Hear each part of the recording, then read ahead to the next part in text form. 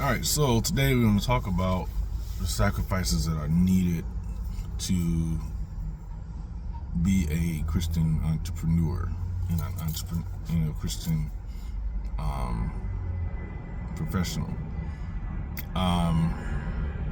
There was a story of a philosopher who was walking down the street and he saw another philosopher. These are ancient philosophers, and I'm gonna wait for this plane to pass. And so this philosopher is rich, and he is, he's spending time in the company of the king, and spending time, at the king's banquets and all of that type of stuff.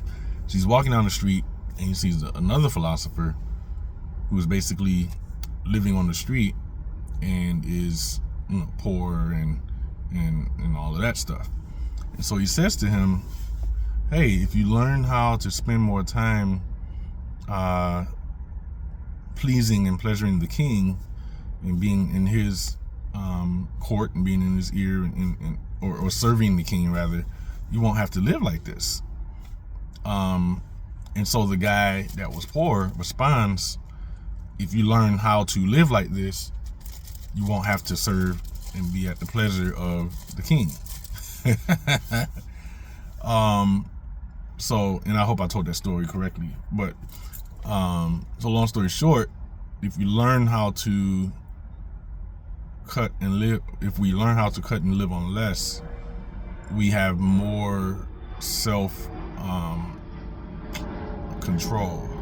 I don't want to use the word self-control. We have more control over our lives. I'll put it that way. We can make ourselves the king over our own lives. We can make ourselves the person that controls what we do in life and every day. And so when it comes to Christian entrepreneurs, for us, a lot of times the hard part is our boss a lot of times becomes king, because either number one, it's the only thing we do, or number two, we have not learned how to live on less in order to eliminate him or her out of our lives. And so it's a very difficult thing. It's a very difficult decision. So a lot of Christians that are, if you're young in your 20s, you don't have a family, you don't have a spouse, I implore you, please learn how to live on less. Don't run up credit card, don't run up bills, don't take on bills that you don't need. Live with other people if you have to, if you can. Have roommates, maybe 3 of y'all together. If you got a brother or sister or something, like y'all go buy a house together or something, like, why? Because it keeps you from having to have a master.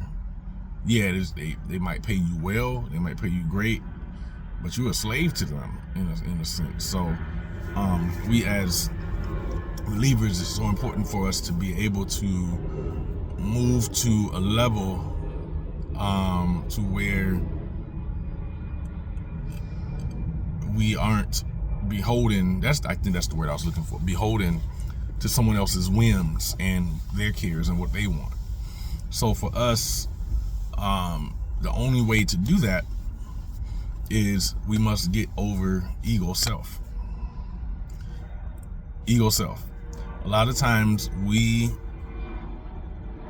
even believers, we are so, and sometimes we don't even realize it. It might happen subconsciously. We are so tied to status symbols. Status symbol of, I bought a house. I live in this nice neighborhood. I have a great paying job. I have this. I have that. I have a nice car. I can afford the note on it. All of that type of stuff. And that's cool. But what else comes with that? What comes with that is stress. What comes with that is being unable to control your time.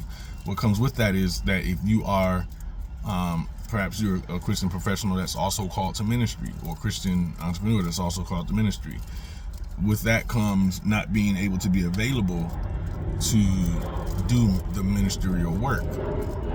And so we have to be so careful of acquiring the status symbols of, or what many might call the American dream.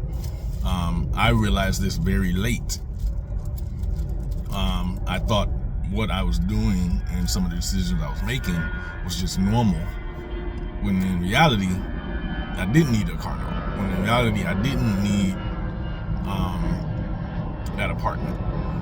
I didn't need certain things, but but we wanted to impress people and show people, hey, I'm moving up in the world. Hey, I'm progressing. Hey, I'm doing this.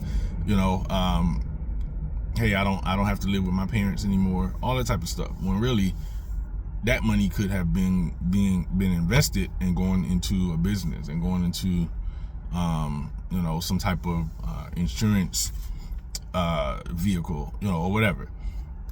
Infinite bakings. A lot of people talk about that. So this is the importance of getting over ego self. Being able to get over ego self and being able to get over having this innate need to show people that I'm moving forward, that I'm moving ahead, that I'm for some people. Now this might be a little controversial. Some people, that college you went to, you did not need to go to. That was,